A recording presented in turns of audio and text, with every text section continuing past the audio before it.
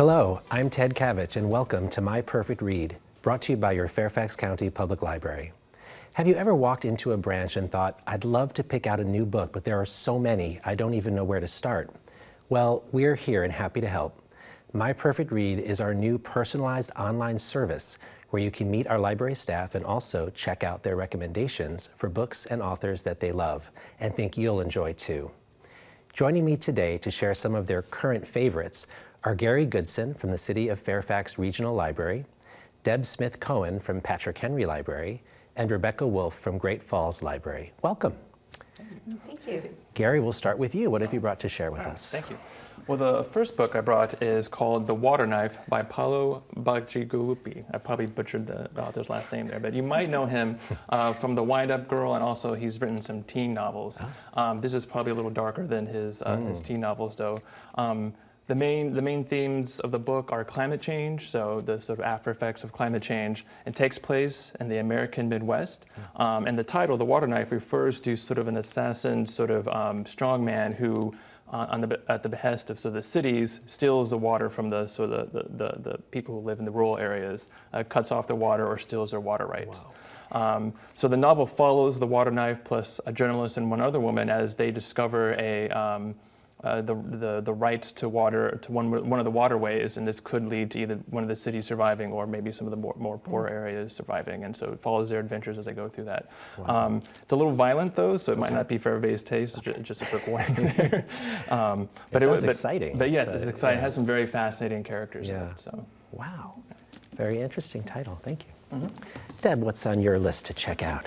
I'm going to start with The Job. So I'm a fairly eclectic reader, and I mostly just need mysteries, but aside from that, I read a lot of other stuff. This one is kind of a social science book that deals with the history and the statistics around job change, addressing globalism, addressing technology change, addressing its impacts on different communities.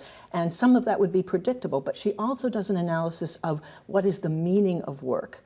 What is the meaning of work to individuals and to the community? I came into the book with a kind of a bias. So my bias is if you identify with your job, you have a sense of passion for your job identity, that's always going to be good and make you happier and make the community or your organization more successful. It's much more complicated than that. And then she also talks about solutions and what different ways that people are experimenting with how to revive jobs in places where they're threatened. My children are in their mid-20s, just starting out in their new jobs and new careers. This makes me smarter in having a conversation about how their job experience is different from when I started out. So I recommend this. A lot of good information, it sounds like. Is it an enjoyable read too? I guess you would suggest it. Because she has the stories of individuals for each of the chapters and each of the topics that she's addressing. Right. She has an individual story and what is happening with that person or in that area, whether it's some kind of a warehouse that's doing order fulfillment or something else, right? Okay, thank you. Yeah, fascinating. All right. Rebecca, what do you recommend when customers come into your branch? I brought with me Washington Black, and this historical novel by S.E. Edigen is the story of a young slave who is experiencing life on a sugar plantation in Barbados in the 1830s. So as you can imagine, it's a very cruel environment. When his master's brother picks him from the fields to serve as his personal servant, he is filled with fear. But Christopher Wilde turns out to be just completely different from anything he ever imagined. He's an explorer, he's a scientist, and he's come to Barbados to test his design for a hot air balloon. And he takes Washington under his wing. Washington's very bright, he's a brilliant artist, and he teaches him science, learning, reading, and this infuriates Christopher's brother, the master. And things become so bad that one night, in the middle of the night, Christopher wakes Wash, tells him to go to the balloon, and they escape. They've got a bounty on their head, and Washington starts off on this incredible, surreal journey that's going to take him from a port on the Underground Railroad all the way to the wilds of Morocco. But what's really compelling about this is just this incredible inner journey that Washington goes on as he tries to find a life after slavery where he can feel like he belongs and understands what it is to be free.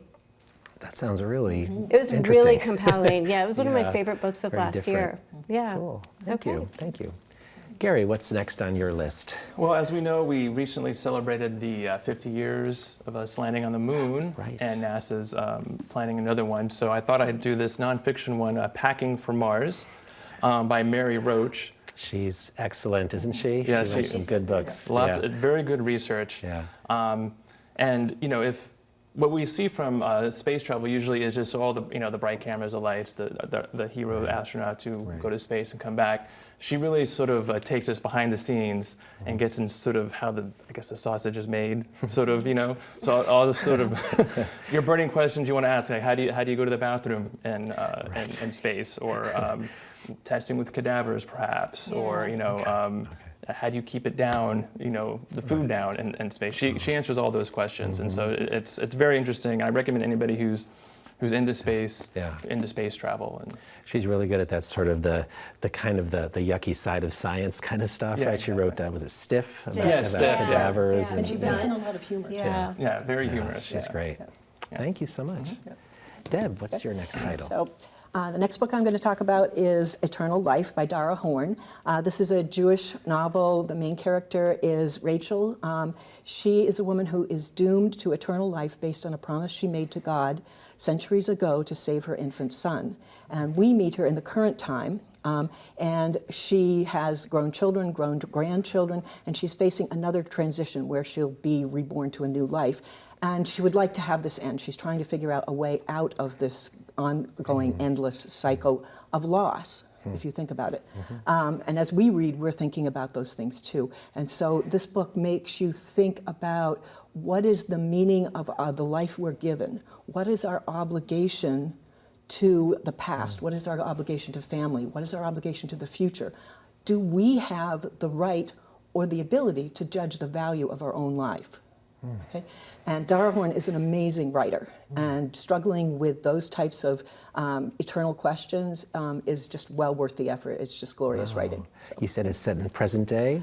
She travels from, the story starts in ancient Jerusalem and then goes through diaspora Europe and through world wars and back to Israel and to So the there's South America. historical So detail as she's as well. reborn, you're learning the stories of each of her that's lives and what fascinating. she That's lost. so cool. Wow. Okay? So Wow. it's a great book. Thank you. Anyway. Okay, Rebecca, I let's see. forgot to mention, Oh, yes. This one is available. No, I have to say this. It's on RB Digital, the Always Available collection as an e-audio. And so no I waiting just list. definitely want people to know about that 30,000 books that we would never Yeah. have a hold for That's so if you wonderful. try out that new service. Okay. Great, thank you. Okay, Rebecca. Yeah, so this is actually a history. The title is Victorians Undone, Tales of Flesh in the Age of Decorum. Oh, my. Which is, I know, it's quite a racy title, isn't it? But it's actually a collection of biographies, and it is such a unique collection of biographies. So what the author, Catherine Hughes, does is she tries to look at the Victorians through their bodies, which is funny because the Victorians actually never liked to talk about their bodies in polite conversation. So what she does is she takes one unique body part from each of 5 famous Victorians to tell their story. And when I first heard that, I was like, how much can you learn, from someone about their body? But it's actually quite a lot. So my favorite chapter was Charles Darwin's beard. And she explains how much the fact that, when you think of the Victorians, they had these immense beards, but Darwin was clean shaven when he went on the Beagle because gentlemen at that time were clean shaven. And so growing a beard had a huge impact on his formulation of the theory of natural selection. And he learned from his barber all about dog breeding, which went into both the theory of sexual and natural selection. She explains how Victorian society changed so that men suddenly started to want to grow these big beards. Okay. And she tells you what Victorian women actually thought about the beards, and it's not all flattering. Yeah. So other chapters deal with things like why it mattered whether George Eliot, the writer's right hand, was larger than her left, and how the stomach of one of Queen Victoria's ladies-in-waiting almost brought down the entire British government. So it's a really interesting history, but it's also really well researched and well written. It's an excellent read. New thoughts about my beard now. Maybe you're I having know. I was like, whenever I look at a man now, I look at it in a very different way. That's cool. Thanks. Yeah. Thank you. Gary, what else have you brought for us? Right here I have The City of Stairs by Robert Jackson Bennett. It's a series called the Divine City series. And if you like world building, it has excellent world building. The author is also from my hometown of Austin, Texas, so I have another affinity for it. But because of the world building, it'll take me a minute to sort of explain what's going on in the book. The premise is that there used to be these divinities, and the continent, the divinities controlled this continent, and the people that were there, and the people followed the divinities, but they basically had control over the world. But they sort of suppressed the rest of the civilizations that were in the world. Well, one civilization, so poor, figured out a way to kill the divinities, and this is all backstory. Killed the divinities, and basically killed all the divinities and took over the continent. And so now they have their own world-spanning empire and whatnot. So the book opens with a murder. And a superior spy basically has to, pretending to be a diplomat, has to come over and figure out who killed their guy. And as she goes through this, she discovers that maybe the divinities hadn't all died. And then she goes on her adventures at that point. So it's, but the world building is excellent, and it has also some great characters. And it's a series, you said? It is a series. It's 3 books. 3 books. Is it a finished series? It is a finished series, so it's done. And each book is excellent. So. Thank you so much. Okay. Deb, what's next? I'm going to talk about the all-girl filling station's last reunion by Fanny Flagg. And Fanny Flagg writes about Southern women of a certain type, women you often underestimate at first, who are not dealing with life-threatening challenges, but just ordinary chaos. And her books deal with how they come up to those challenges and end up transforming in the process. And her books are always full of humor. So this book is about Suki Poole. Suki Poole is surprised one day by finding out accidentally that she was adopted. And not only that she was adopted, she's not 59. She's 60. She's already 60. Oh, no. Okay. Her mother, Lenore, has always dominated her and made clear that she has been a disappointment. And this betrayal, that her mother never told her she was adopted, is yet another example of Suki's difficult life, trying to please and always failing. She spends time trying to find out more about her Polish, not English, heritage. Okay. And trying to figure out how to be the new person she now feels she has to be. There's a parallel story about a group of sisters in rural Wisconsin who become fly girls, ferrying planes around the United States during the Second World War. Okay. And at one point, the sisters are in Texas, which is where Suki is born.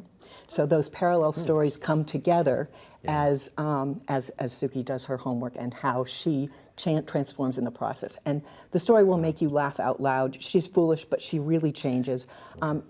I think Fanny Flagg always makes me more compassionate to others, including myself, by reading her. I love her writing. Yeah, she's you're right. A lot of humor and absolutely. Charm. Absolutely. And a piece of history we don't know about, or many of us don't. Fly Girls just came out, but aside from that, we didn't know that story as well. So it was lovely. Okay.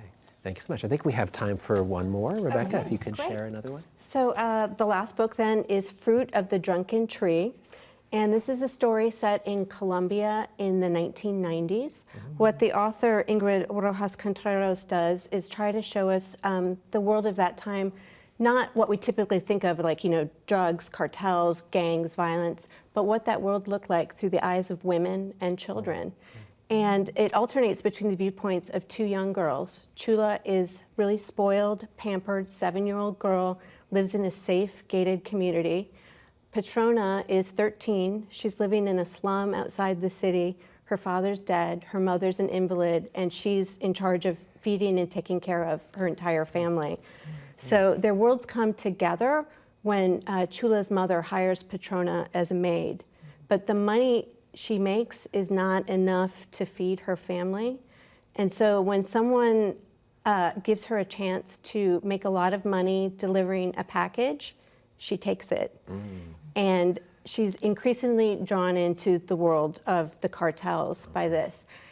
And things deteriorate around the city, and Petrona is asked to do increasingly more and more dangerous things until finally she's told to do something that's going to place Chula's life in danger. And she has to choose between Chula and her family. Oh my. It's such a grim topic, but this is Yeah. a really elegant and a lightly written book, and it's really softened because it's through the eyes of children. I think this would be a perfect book for book groups because there's just a lot of really deep meat in I'm this. thinking of suggesting it to my book club, actually. It sounds like something they all would really Oh, dig. I'm glad. Yeah. Great. Thank you. All right. Well, that's all the time we have for today. Thanks for joining us on this edition of My Perfect Read. If you're interested in learning more about our books, programs, and resources for everyone, make sure to visit your nearest Fairfax County Public Library or check out My Perfect Read online at research.fairfaxcounty.gov/myperfectread. See you next time.